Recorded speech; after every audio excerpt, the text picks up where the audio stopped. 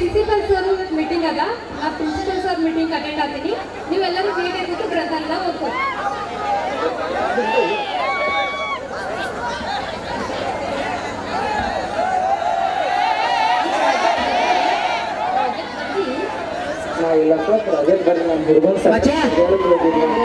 ಹೆಂಗು ಕ್ಲಾಸ್ ಹೊರಗಡೆ ಹೋಗಿ ಬರ್ತೀನಿ.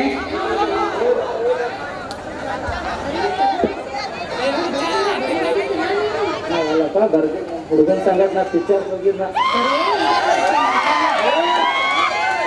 ನಾವು ಹುಡುಗ ಎಲ್ಲ ಪಿಕ್ಚರ್ ಹೋಗಿ. ನೀವು ಒಂದು ದಿವಸ ಹೋಗಿಲ್ಲ?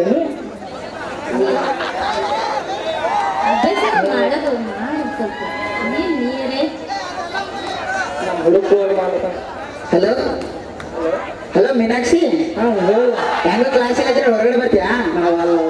ಇಲ್ಲ, ನಿನ್ಗೋಸ್ಕರ ಏನ ತಂದಿನಿ, ಹೊರಗೆ ಬಾ. ಏನ್ ತಂದಿದ್ದೇವ ಅಂದ್ರೆ ಬರ್ತಾ ನಿನ್ಗೋಸ್ಕರ ಸರ್ಪ್ರೈಸ್ ಐತಿ, ಬಾ ಬೇಗ. ಚಾಕ್ಲೇಟ್ ತಂದಿವಲ್ಲ, ಬೇಗ ಬಾ, ನಿನ್ಗೋಸ್ಕರ ತಂದಿನಿ, ಬಾ ಬೇಗ ಬಾ ಬೇಗ. ಇಲ್ಲೇ ಹೋಗೋಣ. ನಮ್ಮ ಹುಡುಗ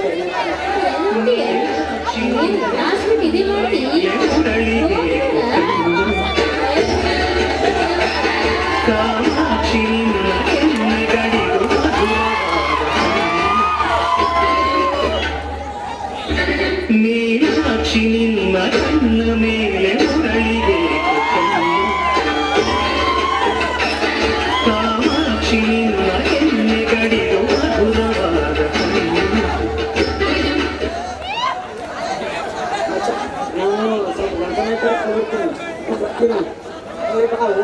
ಓದಿ ಎಷ್ಟು ಉದ್ದಾರ ಆಗ್ತಿ ಗೊತ್ತಾಯ್ತಾ? ಹೋಗು.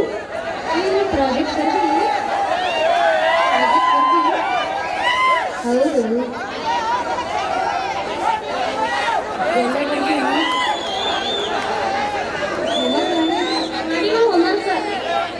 ಮಾಡೇ ನಾಳೆ ಮಾಡ್ಕೊಂಡು ಬರ್ತೀನಿ ನಾನು.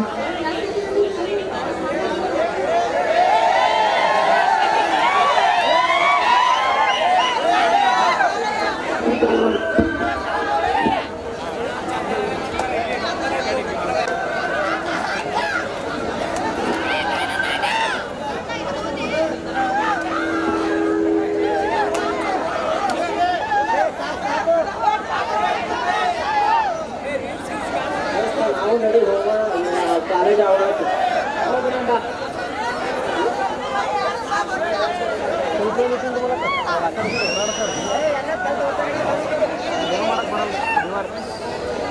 ಲೈಟ್ ಇಲ್ಲ, ಲೈಟ್ ಅಪ್ಪ.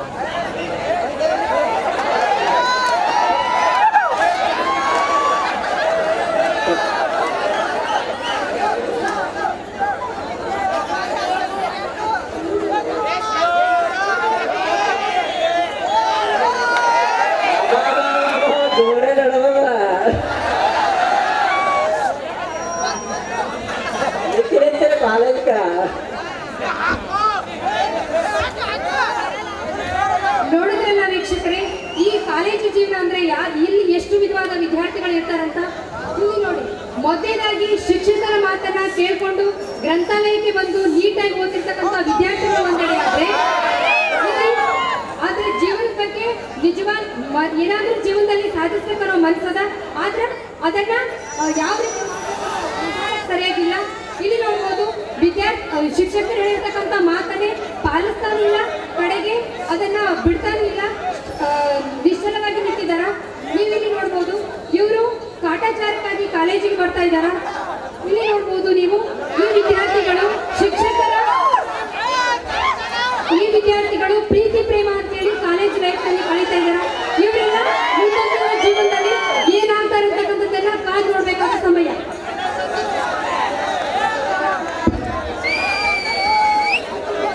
ಈಗ ದೃಶ್ಯ 2, ರಾಜಕೀಯ ಮತ್ತು ಯುವಕರು.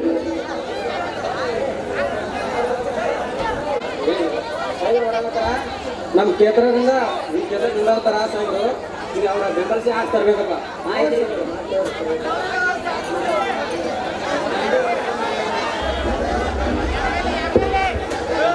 MLA ಅವರು ಬರತ್ತಾರ. ನಮಸ್ಕಾರ ಗಣ್ರಪ್ಪ, ನಮಸ್ಕಾರ. BA ಓದ್ತಾ ಇದ್ದೀರಾ ನೋಡ್ರಪ್ಪ. ಈ ಸಲ ಎಲೆಕ್ಷನ್ಗೆ ನಾನು ನಿಂತ್ಕೊಂಡೆ. ನನ್ನನ್ನು ನಿಮ್ಗೇನು ಕುಂದು ಮಾಡ್ತೀನಿ. ನಿಮಗೆ ಬೇಕಾದಂತ ಶಾಲಾ ಕಾಲೇಜು ಗ್ರಂಥಾಲಯ ನೀರಿನ ವ್ಯವಸ್ಥೆ ಹಾಗೂ ರಸ್ತೆ ಸಾರಿಗೆ ಎಲ್ಲ ನಾ ಮುಂದೆ ಮಾಡ್ತೀನಿ. ದಯವಿಟ್ಟು ನನಗೆ ಈ ಸಲ ಆರಿಸಿ ತೊಗೊಂಬರ್ರಿ. ಮುಂದಿನ ಏನದ ನಮ್ಮ ಪಿ ಎ ಮಾತಾಡ್ತಾರ. ನೋಡಪ್ಪ ನನ್ನ ಮೇಲವರು ಭಾಳ ತುಂಬ ಒಳ್ಳೆಯ ಮನುಷ್ಯದಾರ. ನಾಳೆ ಆಗಸ್ಟ್ 25ಕ್ಕೆ ಇದು ಕಾರ್ಯಕ್ರಮ ಇಟ್ಕೊಂಡಿದ್ದು ನಿಮಗೆಲ್ಲ ಮೂಲ ಸೌಕರ್ಯ, ವಾಹನ ಖರ್ಚು, ಊಟದ ವ್ಯವಸ್ಥೆ ಮತ್ತು ಖರ್ಚಿಗೆ 2,000 ರೂಪಾಯಿ ಕೊಡ್ತದೆ. ಎಲ್ಲರೂ ನಿಮ್ಮ ಊರವರು ಕರ್ಕೊಂಡು ಬರಬೇಕು.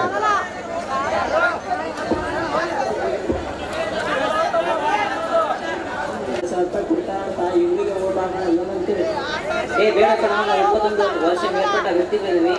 ನಾವು ಬೇರೆ ಒಂದು ಪಕ್ಷದ ನಾಯಕರು ಬಂದು ದುಡ್ಕೊಂಡು ಹೋದರೆ ನಾವು ಅವರನ್ನು ಮತವನ್ನು ಮಾರೋದು ಬೇಡ. ನಮ್ಮ ಊರಿನಲ್ಲಿ ಇರುವಂಥ ಸಾರ್ವಜನಿಕ ವ್ಯಕ್ತಿಗಳನ್ನು ಒಬ್ಬ ಪ್ರಾಮಾಣಿಕ ವ್ಯಕ್ತಿಯನ್ನು ಆರಿಸಿ ತಂದು ಒಳ್ಳೆ ಮುಂದೆ ಅವರು ನಮ್ಮ ಭವಿಷ್ಯಕ್ಕೆ ಒಂದು ನಿರ್ಧಾರವಾದ ಇದನ್ನು ಮಾಡ್ತಾರೆ. ಯಾರು ಹಾಗಾದರೆ ನಮ್ಮ ಅಭಿಪ್ರಾಯ ಇದ್ದಾನಲ್ಲ, ಹೌದು ನೀನೇ ಕಣೋ. ನೀನೊಬ್ಬ ಪ್ರಾಮಾಣಿಕ ವ್ಯಕ್ತಿ ಮತ್ತು ಪ್ರಾಮಾಣಿಕ ವ್ಯಕ್ತಿಯಾಗಿದೆಯಾ ನೀನು? ಹೌದಾ? ಹೌದು. ನಿನಗೆ ಒಪ್ಪಿಗೆ ಇದೆಯಾ? ನನಗೆ ಒಪ್ಪಿಗೆ ಇದೆ ಕಣಪ್ಪ. ಆಯ್ತು, ಮತ್ತೆ ನಿಮ್ಗೆ ಒಪ್ಪಿಗೆ ಇದ್ರೆ ಆಯ್ತಲ್ವ? ನಮಸ್ಕಾರ ಸರ. ಯುವಕರಿಗೆ ಹೇಳಿದ್ರು ಸರ, ಈ ಸಾರಿ ನಾವು ಆಡ್ತಾರ ಕಾಣವಲ್ಲ ಸರ. ಹೌದಾ? ನಮಸ್ತೆ ಸರ್. ನಮಸ್ತೆ ನಮಸ್ತೆ ಸರ್. ನಿಮ್ಮಂತ ದುಡ್ಡಿನ ದುರಂಕಾರ ಇರೋ ವ್ಯಕ್ತಿಗೆ ನಮ್ಮ ಮತಕ್ಷೇತ್ರದಿಂದ ಯಾವುದು ಸ್ಥಾನಮಾನ ಇರೋದಿಲ್ಲ. ತಾವು ಇಲ್ಲಿಂದ ಹೊರಡಬಹುದು ಸರ್.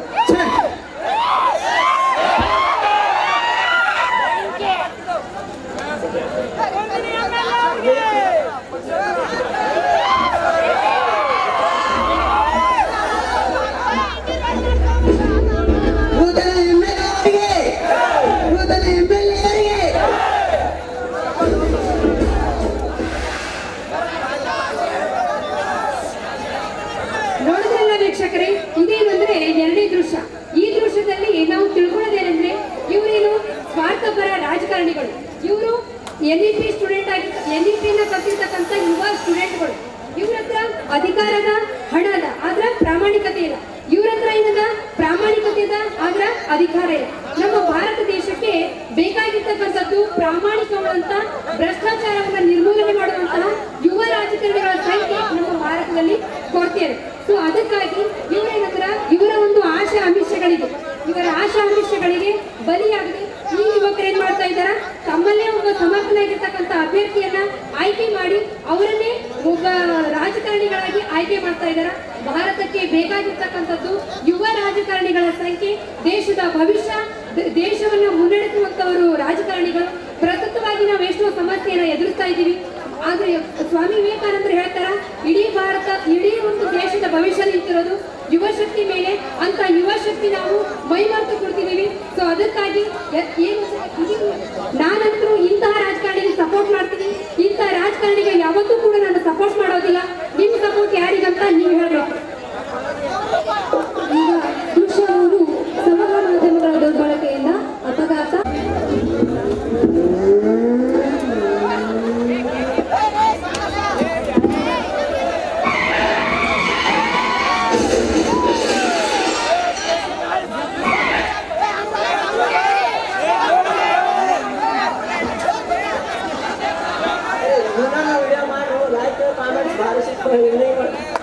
ಹಲೋ, ಮಾಡ್ತೀನಪ್ಪ ಬಿಡಿ.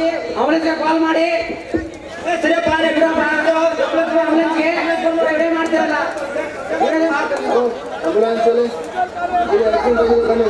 ಏನಿಗೆ ಸತ್ಯ ಹೋಗಿದ್ದಾನೆ ಇವನು. ಇವನು ಸತ್ಯ ಹೋಗ್ಬಿಟ್ಟಿದ್ದಾನೆ.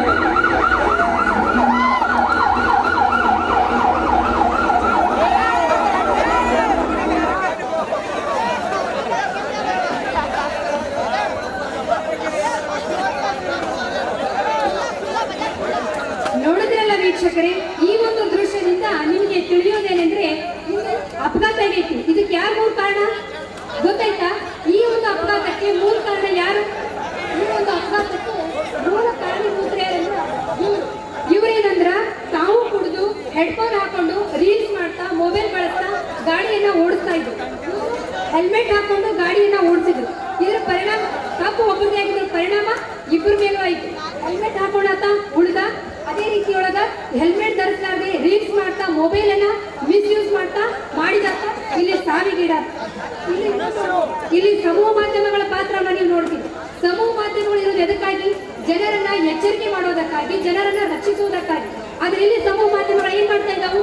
ತಮ್ಮ ಇವರಿಗೆ ಜೀವಕ್ಕಿಂತ ಹೆಚ್ಚಾಗಿ ಒಂದು ತಮ್ಮ ವಿಡಿಯೋಗಳು ಮತ್ತು ರೀಲ್ಸ್ ಹೆಚ್ಚಾಗಿ ಇಲ್ಲಿ ನೋಡ್ಬೋದು.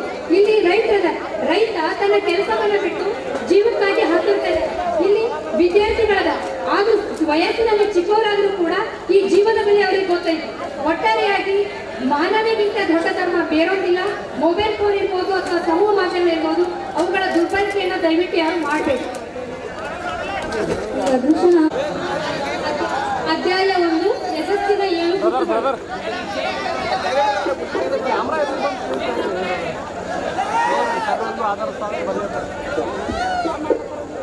ಅಧ್ಯಾಯ 1 ಯಶಸ್ಸು.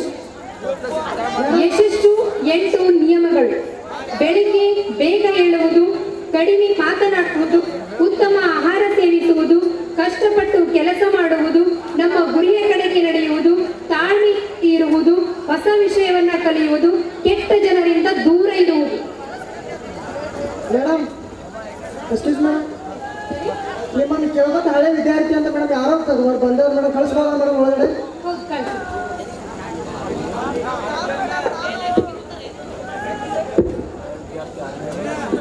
ನಮಸ್ತೆ ಮ್ಯಾಮ್. ನಮಸ್ತೆ ನಮಸ್ತೆ. ವಿದ್ಯಾರ್ಥಿಗಳು.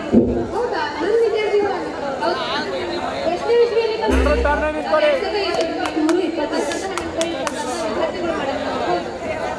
ನಾನೀಗ ಪ್ರಸ್ತುತ KS ಆಫೀಸರ್ ಆಗಿದ್ದೇನೆ. Thank you ma'am. KS officer ಆಗಿದ್ದೇನೆ. Yes ma'am. ನೀವು ಇಂಡಿಯನ್ ಆರ್ಮಿ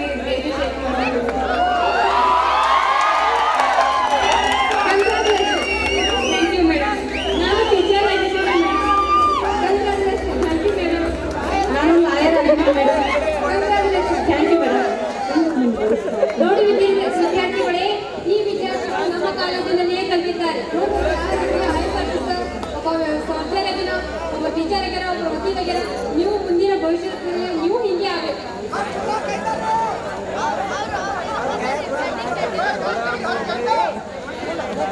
ನೋಡಿದ್ರಲ್ಲ ವೀಕ್ಷಕರೇ, ಈ ಒಂದು ದೃಶ್ಯದಿಂದ ನಾವು ತಿಳ್ಕೊಳ್ಳೋದೇನೆಂದ್ರೆ, ಹಿಂದೆ ಗುರು ಮುಂದೆ ಗುರು ಇದ್ರೆ ಜೀವನದಲ್ಲಿ ನಾವು ಕೂಡ ಏನಾದ್ರೂ ಸಾಧನೆ ಮಾಡಬಹುದು ಅಂತಕ್ಕಂಥದ್ದು. ಕೊನೆಗೆ ಸಹಾಯವನ್ನ ಯಾರು ಮಾಡಿರ್ತಾರಲ್ಲ ಅವರನ್ನ ನಾವು ಜೀವನ ಪರ್ಯಂತ ಮರಿಬಾರ್ದು. ಅದೇ ರೀತಿ ವಿದ್ಯೆಯನ್ನು ಯಾರು ದಾನ ಮಾಡಿರ್ತಾರಲ್ಲ ಅವರನ್ನು ಕೂಡ ಕೊನೆಯವರೆಗೂ ಮರಿಬಾರ್ದು ಅಂತಕ್ಕಂಥ ಸಂದೇಶವನ್ನ ಈ ಸ್ಕಿಟ್ ಮೂಲಕ ನೀವು ತಿಳ್ಕೊಬಹುದು. ಇಲ್ಲಿ ನೋಡ್ಬೋದು, ಈ ಎಲ್ಲ ವಿದ್ಯಾರ್ಥಿಗಳು ಜೀವನದಲ್ಲಿ ಯಶಸ್ಸನ್ನ ಕಂಡಿದ್ದಾರೆ. ಆದ್ರೆ ಆ ಯಶಸ್ಸನ್ನ, ಆ ಸಂತೋಷವನ್ನ ಜೊತೆಗೆ ಗುರುಗಳ ಜೊತೆ ಹಂಚ್ಕೊಳ್ತಾ ಬಂದಿದ್ದಾರೆ. ಸೊ ಈ ಒಂದು ಒಟ್ಟಾರೆಯಾಗಿ ಶಿಕ್ಷಕರು ಯಾವ ರೀತಿ ಇರ್ತಾರಲ್ಲ ಅದೇ ರೀತಿಯೊಳಗ ಮಕ್ಕಳು ಕೂಡ ಇರ್ತಾರೆ. ಅವರ ಒಂದು ಕಲಿಸಿದಂತಹ ಪಾಠ ಬೋಧನೆ ಇರ್ಬೋದು, ಅವರು ಕಲಿಸಿದಂತಹ ಸಂಸ್ಕೃತಿ ಸಂಸ್ಕಾರ ಇರ್ಬೋದು, ಅವೆಲ್ಲವನ್ನು ನಾವು ಜೀವನದಲ್ಲಿ ಅಳವಡಿಸ್ಕೊಂಡಿದ್ದೆ ಆದ್ರೆ ನಾವು ಕೂಡ ಇವರಂತೆ ಜೀವನದಲ್ಲಿ ಯಶಸ್ಸನ್ನ ಪಡಿಬಹುದು. ಫಿಕ್ಸ್ ಮಾಡಿ ಮರ್ಸ್ಬಿಡ್ಬೇಕು ಅಂದ್ರೆ ಹೆಂಗೆ ಈಗ ಅಂದ್ರೆ ಹೆಂಗೆ ಅಂದ್ರೆ ಬೇಬಿ ನಾನು ನೀನು ನಂಬ್ಬೇಕಂದ್ರೆ ನೀನು ನಂಗೆ ಹ್ಯಾಂಗ್ ಸಾಕ್ತಿ. ನಾನು ನಿನಗೆ ಕೆಲಸ ಐತಿ ಏನೈತಿ ನೋಡ್ಬೇಕು. ನಾನು ಹ್ಯಾಂಗ್ ಸಾಕ್ತಿ, ನನ್ನ ಕೆಲಸ ಕಾರ್ಯ ಏನಿಲ್ಲ ಹ್ಯಾಂಗ್ ಸಾಕ್ತಿ. ನಾನು ನಿನ್ನ ಹ್ಯಾಂಗ್ ನೋಡೋ ಬೇಬಿ ನೀ ಈ ಥರ ಅನ್ಬೇಡ ಮೀನಾಕ್ಷಿ. ನೋಡು, ಈ ಥರ ಅಂದ್ರೆ ಹ್ಯಾಂಗ್ ಬೇಬಿ ನೀ ಹ್ಯಾಂಗ್ ಸಾಕಿ ನನ್ಗೆ ಹೇಳ ಬೇಬಿ. ನೀ ಫಸ್ಟ್ ನಾನು ಹ್ಯಾಂಗ್ ಸಾಕ್ತೀವ ಏ ಮೀನಾಕ್ಷಿ, ನೀವು ಸಾಧನ ತಾಕತ್ ಐತಿ. ಇಲ್ಲಿ ಬೇಬಿ ನಾನು ಮರ್ಸ್ಬಿಡು. ಮೀನಾಕ್ಷಿ ಈ ಥರ ಅನ್ಬೇಡ. ಈ ಥರ ಅಂದ್ರೆ ನಾನು ಇಷ್ಟ ಕೊಡೋದು ಸಾಯ್ತೀನಿ. ಸಾಕ್ಬಿಡು ಬೇಬಿ, ಸಾಕ್ಬಿಡು. ನೋಡಿ ಮೀನಾಕ್ಷಿ, ವಿಚಾರ ಮಾಡಿ. ಅಯ್ಯೋ ದೇವ್ರೇ, ಇವಳ ನಂಬಿ ನನ್ನ ಜೀವನನೇ ಹಾಳು ಮಾಡ್ಕೊಂಡೆ ನಾನು. ಇವಳ ನಂಬಿದ್ದಕ್ಕಾಗಿ ನಾನು ಇಷ್ಟ ಕೊಡೋದು ಸಾಯೋದೇ ಮೇಲು ನಾನು.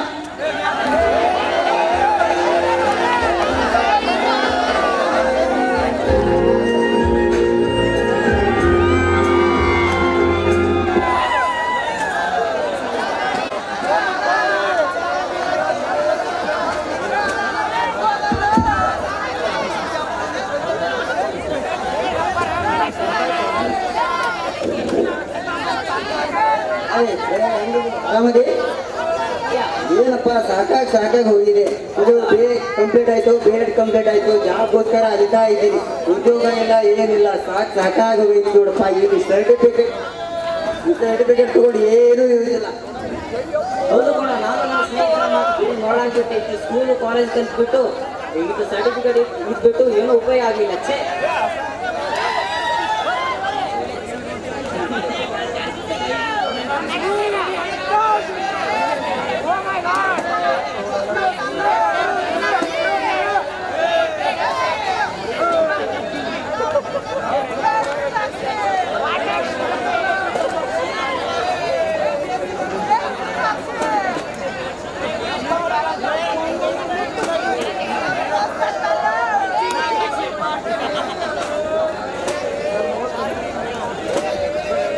ಅಣ್ಣ ಈ ಪ್ಲಾಟ್ ಕೊಂಡ್ಕೊಂಡ ಇಲ್ಲಿ ಬಿಸ್ನೆಸ್ ಮಾಡಕ್ಕಾಗದ ಚಲೋ ಪೆಟ್ರೋಲ್ ಪಂಪ್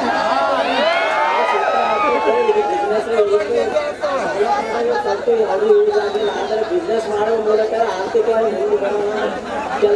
ಕೆಲವೊಂದು ಪೇರೆಂಟ್ಸ್ ನಿರುದ್ಯೋಗಿ ಅವರಿಗೆ ಅದರಲ್ಲೇ ಅವರಿಗೆ ಜಾಬ್ ನೀಡುವ ಮೂಲಕ ಅವರನ್ನು ಕೂಡ ಮುಂದೆ ತಗೋಣ. ಹ್ಞೂ ಅಣ್ಣ, ನಾವೊಂದು ಬಿಸ್ನೆಸ್ ಕ್ರಿಯೇಟ್ ಮಾಡೋಣ, ಎಲ್ಲರಿಗೂ ಉದ್ಯೋಗ ಕೊಡೋಣ. ಹಾಗೆ ಮಾಡೋಣ.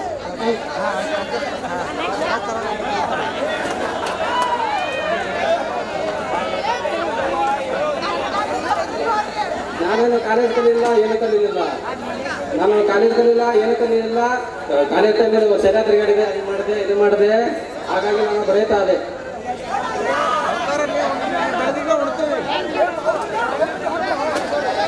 ಈಗ ನಾನು ರೈತನಾಗಿದ್ದೇನೆ.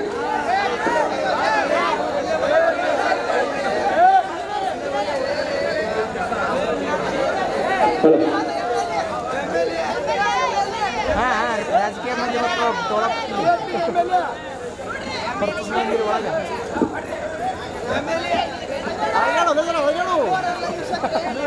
ನೋಡಿದ್ರಲ್ಲ ವೀಕ್ಷಕರೇ, ಮೊದಲನೇ ವರ್ಷದಲ್ಲಿ ಒಂದೇ ಕಾಲೇಜಿನಲ್ಲಿ ಒಂದೇ ಕ್ಲಾಸ್ ರೂಮಿನಲ್ಲಿ ಒಬ್ಬರೇ ಶಿಕ್ಷಕರಿಂದ ಕಲ್ತಿರ್ತಕ್ಕಂಥ ವಿದ್ಯಾರ್ಥಿಗಳಿರಲ್ಲ.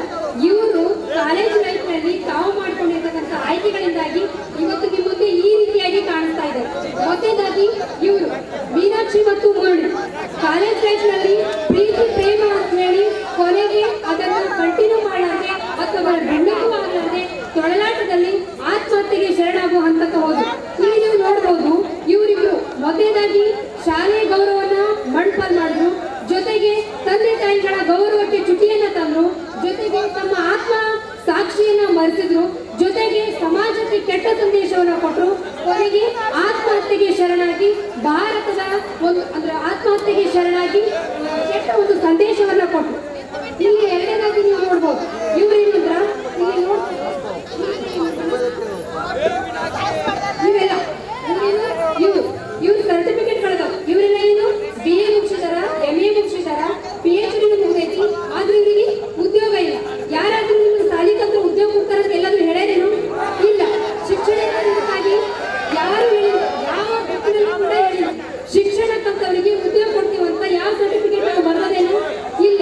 ಶಿಕ್ಷಣ ಅಂತಕ್ಕಂಥದ್ದು ಬದುಕಿನ ಭವಿಷ್ಯವನ್ನ ರೂಪಿಸಿಕೊಳ್ಳಬೇಕಾಗಿ ಇವರು ಅದಕ್ಕಿಂತಲೂ ಒಂದು ಬೇರೆ ಸಮಸ್ಯೆಯನ್ನು ಮಾಡಬಹುದಿತ್ತು. ಇವರು ಮೊದಲಿನಿಂದಲೂ ಕೂಡ ಒಬ್ಬ ಉತ್ತಮ ಸಿಂಗರ್ ಆಗಿದ್ರು. ಇವರು ಮೊದಲಿನಿಂದಲೂ ಕೂಡ ಒಬ್ಬ ಡ್ಯಾನ್ಸರ್ ಆಗಿದ್ರು. ಕಾಲೇಜ್ ಲೈಫ್ನಲ್ಲಿ ಇವರು ಸಿಂಗರ್ ಆಗಿದ್ರು, ಇವರು ಡ್ಯಾನ್ಸರ್ ಆಗಿದ್ರು. ಇವರು ತನ್ನ ದೋಸ್ತ ಮಾಡಿ ಅಂತೇಳಿ MA ಮಾಡ್ದ, ತನ್ನ ದೋಸ್ತ B.Ed ಮಾಡಿ ಅಂತೇಳಿ B.Ed ಮಾಡ್ದ. ಸ್ವಂತ ಬುದ್ಧಿ ಯೋಚನೆಯಿಂದ ಈತ ಯಾವುದೇ ರೀತಿಯಾಗಿರ್ತಕ್ಕಂಥ ನಿರ್ಧಾರವನ್ನ ತೆಗೆದುಕೊಳ್ಳಿಲ್ಲ. ಅದೇ ಒಂದ್ ವೇಳೆ ಇವರು ಸಿಂಗರ್ ಕೋಚಿಂಗ್ ಹೋಗಿದ್ರೆ, ಇವರು ಡ್ಯಾನ್ಸ್ ಕಾಂಪಿಟೇಷನ್ ಹೋಗಿದ್ರು, ಒಂದೊಂದು ಭಾರತದ ಮುಂದಿನ ಉತ್ತಮ ಗಾಯಕರಾಗ್ತಿದ್ರು, ಇವರು ಭಾರತದ ಮುಂಬರುವಂತ ಉತ್ತಮ ಡ್ಯಾನ್ಸರ್ ಆಗ್ತಿದ್ರು. ಅದಕ್ಕಾಗಿ ನಮ್ಮ ಜೀವನದ ಆಯ್ಕೆ ನಮ್ಮ ಕೈಯಲ್ಲಿ. ಇವರು ಕೋಟಿ ವಿದ್ಯೆಗಳಲ್ಲಿ ಮೇಟಿ ವಿದ್ಯೆಯ ಮೇಲೆ ತಂತೆ ಒಬ್ಬ ಉತ್ತಮ ರೈತರಾಗಿ, ರೈತ ಅಂತಕ್ಕಂಥ ಹುದ್ದೆ ಯಾವ ಹುದ್ದೆಗಿಂತಲೂ ಕಡಿಮೆ ಇಲ್ಲ. ಮನಸ್ಸು ಒಳ್ಳೆದಿದ್ರ ಅವರು ಕೂಡ ಏನು ಅಂದ್ರೆ ಒಬ್ಬ ಉತ್ತಮ ರಾಷ್ಟ್ರ ನಿರ್ಮಾಣದಲ್ಲಿ ಪಾತ್ರ ವಹಿಸ್ತಾರಂತಕ್ಕಂಥದ್ದು ನೀವಿಲ್ಲಿ ನೋಡ್ಬೋದು. ಇವ್ರೇನಂದ್ರ ಕೋಚಿಂಗ್ ಮಾಡಿದ್ರು, ಬಟ್ ಅದು ಸಕ್ಸಸ್ ಆಗಲಿಲ್ಲ. ಸೊ ಆ ಕಾರಣಕ್ಕಾಗಿ ಏನ್ ಮಾಡಿದ್ರು, ತಮ್ಮ ಆತ್ಮವಿಶ್ವಾಸವನ್ನ ಕಳೆದುಕೊಳ್ಳದೆ ಸ್ವಂತ ಉದ್ಯೋಗಿಗಳಾಗಿ ತಾವು ಉದ್ಯೋಗವನ್ನ ಪಡೆದುಕೊಳ್ಳದೆ ಭಾರತದಲ್ಲಿರ್ತಕ್ಕಂಥ ಹಲವಾರು ಜನರಿಗೆ ಉದ್ಯೋಗವನ್ನು ನೀಡಿದಂತ ಉದ್ಯೋಗದಾತರಾದ. ಈಗ ಕೊನೆಯದಾಗಿ ಇವರನ್ನ ನೋಡ್ಬೋದು, ಕಾಲೇಜ್ ಲೈಫ್ ಇಂದ ಕೂಡ ಅಬ್ಸರ್ವೇಷನ್ ಮಾಡ್ತಾ ಇದ್ರು. ಇವರ ನಡೆ ಇರ್ಬೋದು, ನುಡಿ ಇರ್ಬೋದು, ಆಚಾರ ಇರ್ಬೋದು, ವಿಚಾರ ಇರ್ಬೋದು, ಸಂಸ್ಕೃತಿ ಇವೆಲ್ಲವನ್ನು ಕಾಲೇಜ್ ಲೈಫ್ ಅದೇ ರೀತಿಯಾಗಿದ್ರು, ಸಮಾಜದ ಮಧ್ಯೆನೂ ಅದೇ ರೀತಿಯಾಗಿದ್ರು. ಕೊನೆಗೆ ತಾವು ಹಿಡಿದಂತ ಒಂದು ಕಾಲೇಜ್ ಲೈಫ್ ನಲ್ಲಿ ತಾವು ಇಟ್ಕೊಂಡಿರ್ತಕ್ಕಂಥ ಗುರಿಗೆ ತಕ್ಕಂತೆ ಪ್ರಯತ್ನವನ್ನ ಪಟ್ಟು ಕೊನೆಗೆ ಒಂದು ಸಮಾಜದ ಉತ್ತಮ ನಾಯಕರಾಗಿ ಹೊರಬಂದರು. ಇದೇ ನಮ್ಮ ಒಟ್ಟಾರೆಯಾಗಿ ಕಾಲೇಜ್ ಲೈಫ್ನಲ್ಲಿ ನಾವು ತೆಗೆದುಕೊಳ್ಳುವಂಥ ಆಯ್ಕೆ, ನಮ್ಮ ಜೀವನದ ಆಯ್ಕೆ ನಮ್ಮ ಕೈಯಲ್ಲಿ. ನಮ್ಮ ಮಕ್ಕಳಿಗೆ ಶಾಲೆ ಹಚ್ಬೇಕಾಗ್ಯದಣ್ಣ, ಎಲ್ಲಿ ಹಚ್ಬೇಕದು ಗೊತ್ತೇ ಆಗಲ್ಲ. ನೋಡೋಣ ನೋಡ್ಬೇಕಾಗ್ಯದ, ನಮ್ದು ಯಾವ ಶಾಲೆ ಗೊತ್ತಿಲ್ಲಲ್ಲ, ಅದಕ್ಕೆ ನೋಡ್ಬೇಕಾಗ್ಯದ. ಈಗ ನನ್ನ ಮಕ್ಕಳು ಶಾಣೆ ಆಗ್ಬೇಕಲ್ಲ, ಎಲ್ಲ ಸಾಧಕರಂಗ ಸಾಧನೆ ಮಾಡ್ಬೇಕಾಗ್ಯದ. ಅದಕ್ಕೆ ನಮ್ಮ ಮಕ್ಕಳಿಗೆ ಚಲೋ ಶಾಲೆಗೆ ಹಚ್ಬೇಕು ನೋಡೋಣ. ಅದೇ ನಾವು ನೋಡಕತ್ತೀವ್ರಿ, ಇಡೀ GFC ಕಾಲೇಜಲ್ಲಿ ಚೆನ್ನಾಗಿದೆ ಅಂತ್ರಿ. ಅಲ್ಲಿ ಕಲ್ತು ವಿದ್ಯಾರ್ಥಿಗಳು ಆರ್ಮಿ ಆಗಿದಾರ್ರಿ. ಹೌದಣ್ಣ, ಅಣ್ಣ ನಾವು ಇಲ್ಲೇ ಹಚ್ಚೋಣ, GFC ಒಳಗೆ ಇಲ್ಲೇ ಹಚ್ಚೋಣ. ಹಾ ಇಲ್ಲೇ ಹಚ್ಚೋಣ. ಅಲ್ಲಿ ನೋಡೋಣ ಸಾಧಕರು ಹೆಂಗಿರ್ತಾರ ನೋಡೋಣ. ಮಕ್ಕಳು ಇಲ್ಲೇ ಕಾಲೇಜ್ ಹಚ್ಚಲ್ರಿ. ನೋಡೋಣ ಅವರು ಇಲ್ಲೇ ಹಚ್ಚಾರತ್ತಣ್ಣ. ನೋಡೋಣ ಎಷ್ಟು ಶಾಣೆ ಆಗ್ಯಾರ ನೋಡೋಣ. ಅವರು ದೊಡ್ಡ ದೊಡ್ಡ ವ್ಯಕ್ತಿಗಳಾಗಿದಾರಣ್ಣ. ನೋಡೋಣ ನಾವು ಇಲ್ಲೇ ಹಚ್ಚೋಣ. ಇಲ್ಲೇ ಹಚ್ಚೋಣ, ಮಕ್ಕಳಿಗೆ ಕಾಲೇಜ್ ರೀ. ಇವರು ನಮ್ಮ ಕಾಲೇಜಿನ ಪ್ರಾಂಶುಪಾಲ ಅಲ್ಲ, ಹೇಳಿ ಬರ್ತಾ ಇದ್ದಾರೆ. ಹೌದು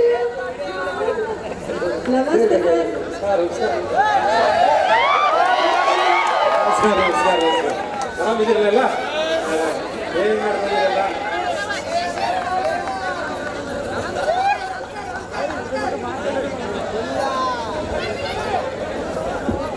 ಸರ್ ನಮಸ್ತೆ. ಮೊದಲನೇದಾಗಿ ನಿಮಗೆ ಇವರೇನಂದ್ರೆ ಅದರ GFGC ಇಂಡಿ ಕಾಲೇಜು ಒಂದಾನೊಂದು ಕಾಲದಲ್ಲಿ ಈ ಒಂದು ಕಾಲೇಜಿನಲ್ಲಿ ಶಾಲೆಯನ್ನು ಕಲಿತಿರ್ತಕ್ಕಂಥ ನಿಮ್ಮ ವಿದ್ಯಾರ್ಥಿಗಳು ಸರ್ ಇವೆಲ್ಲ. ಸರ್ ಈಗ ನಿಮ್ಮ ಒಂದು ಕಾಲೇಜಿನ ಒಂದು ಕೊಡುಗೆಯಿಂದಾಗಿ, ನಿಮ್ಮ ಒಂದು ಶಿಕ್ಷಕರ ಪರಿಶ್ರಮದಿಂದಾಗಿ ಇವರೆಲ್ಲ ಏನಂದ್ರೆ ಸಮಾಜದ ಮಧ್ಯೆ ಒಬ್ಬ ಉತ್ತಮ ಅಧಿಕಾರವನ್ನು ಹೊಂದಿರತಕ್ಕಂಥ ಅಧಿಕಾರಿಗಳಾಗಿ ನಿಂತಿದ್ದಾರೆ ಸರ್. ಇದೆಲ್ಲ ಕ್ರೆಡಿಟ್ ಯಾರಿಗೆ ಅಂತ ನಿಮ್ಮ ಕಾಲೇಜಿಗೆ ಸಲ್ತದೆ ಸರ್. ವಿದ್ಯಾಕ್ಷೇತ್ರ ಧರ್ಮದ ಕಾರ್ಯಗಳಿಗೆ ನೀವೆಲ್ಲರೂ ಸಮಾಜಮುಖಿಯಾಗಿ ಬೆಳೆದಿರಿ. ಹಾಗಾಗಿ ಇಂಡಿಯಾ ಈ ಜನತೆಗೆ, ವಿದ್ಯಾರ್ಥಿಗಳಿಗೆ ನಮ್ಮ ಕಾಲೇಜಿನ ಪರವಾಗಿ ಅನಂತ ಧನ್ಯವಾದ ಹೇಳ್ತೀನಿ. ಇಂದಿನ ನನ್ನ ವಿದ್ಯಾರ್ಥಿಗಳು ದೇಶದ ಭವಿಷ್ಯ ರೂಪಿಸಲಿಕ್ಕೆ ಅವರು ರೆಡಿಯಾಗಿದ್ದಾರೆ. ಅವರಿಗೆ ಭಗವಂತ ಆಯುರಾರೋಗ್ಯ ಐಶ್ವರ್ಯ ಎಲ್ಲ ಕೊಟ್ಟಿದ್ದ ನಾನು ಪುನಃ ಬೇಡ್ತೀನಿ. ಇವರದರಲ್ಲಿ ಒಂದಾನೊಂದು ಕಾಲದೊಳಗೆ ದಾರಿ ತಪ್ಪಿದ್ದೀರಿ ಸರ್.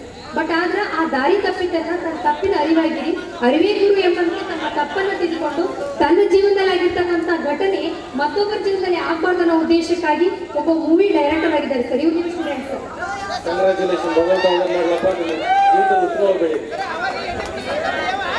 ಸರ್ ಎರಡನೇದಾಗಿ ಇವ್ರೇನಾಗುತ್ತೆ ಅಂದ್ರೆ ಕಾಲೇಜ್ ಲೈಫ್ ಒಳಗೆ ಏನೋ ಒಂದು ತಪ್ಪು ಮಾಡಿದ್ದೀರಿ ಸರ್. ಆದ್ರೆ ಒಮ್ಮೆ ಮಾಡಿದ ತಪ್ಪಂದ್ರೆ ಮತ್ತೆ ಮತ್ತೆ ಮಾಡೋದ್ರಲ್ಲಿ ತಪ್ಪಾಗ್ತದೆ. ಅದಕ್ಕಾಗಿ ನೀವು ತಮ್ಮ ಎಲ್ಲ ಒಂದು ಮನೆಯವರ ಮಾತನ್ನ ಕೇಳ್ಕೊಂಡು ಕೊನೆಗೆ ಒಬ್ಬ ಉತ್ತಮ ಗೃಹಿಣಿಯಾಗಿದ್ದಾರೆ ಸರ್. ಮತ್ತೊಮ್ಮೆ ತಿಳ್ಕೊಂಡ್ರೆ ಜೀವನದಲ್ಲಿ ಏನ್ ಬೇಕಾದ್ರೂ ಸಾಧ್ಯ ಮಾಡ್ಬೋದು. ಭಗವಂತ ಒಳ್ಳೆ ಮಾಡಿ. ಸರ್ ಇವರದರಲ್ಲಿ ಒಂದಾನೊಂದು ಕಾಲದೊಳಗ ನಿರುದ್ಯೋಗಿಗಳನ್ನು ಕಲಿಸ್ಕೊಳ್ತಾ ಇದ್ದೀವಿ ಸರ್. ಬಟ್ ಅದನ್ನು ತಪ್ಪಿದವರಿಗೆ ಅರಿವಾಗಿ ಯಾರೋ ಒಬ್ಬ ಶಿಕ್ಷಕರ ಮಾರ್ಗದರ್ಶನದಿಂದಾಗಿ ಇವರೊಬ್ಬರು ಭಾರತದ ಉತ್ತಮ ಸಿಂಗರ್ ಆಗಿದ್ದಾರೆ.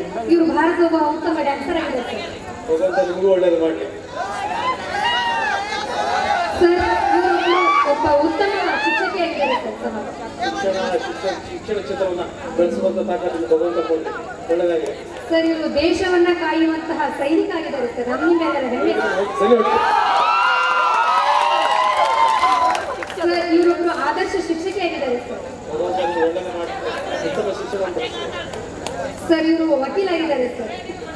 ದೇಶದ ಕಣ್ಣು ಉತ್ತಮ ನ್ಯಾಯಾಧಿಕಾರಿಗಳಾಗಿ ಸರ್ ಇವರು PS ಆಫೀಸರ್ ಆಗಿದ್ದಾರೆ ಸರ್.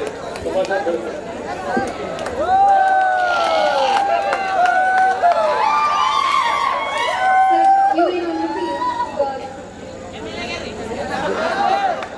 ಇವರು PS ಆಫೀಸರ್ ಆಗಿದ್ದಾರೆ. ಇವರು IAS ಆಫೀಸರ್ ಆಗಿದ್ದಾರೆ. ದೇಶವನ್ನು ಉತ್ತಮ ಆಡಳಿತ ಕೊಟ್ಟು ಮುಂದುವರಿಸುತ್ತಾರೆ. ಎಲ್ಲದಕ್ಕಿಂತ ಮುಖ್ಯವಾಗಿ ಸರ್ ನಿಮ್ಮ ಒಂದು ಕಾಲೇಜಿನಲ್ಲಿ ಕಲಿತಿರ್ತಕ್ಕಂತಹ ವಿದ್ಯಾರ್ಥಿ ಜೊತೆಗೆ ಈ ಒಂದು ದೇಶವನ್ನ ರಕ್ಷಿಸುವಂತ ಪ್ರಾಮಾಣಿಕ ಒಂದು ಯುವ ನಾಯಕರಾಗಿ ಇವರಾಗಿದ್ದಾರೆ ಸರ್. ಭಾರತದ ಯುವ ರಾಜಕಾರಣಿ ಸರ್ ಇವರು.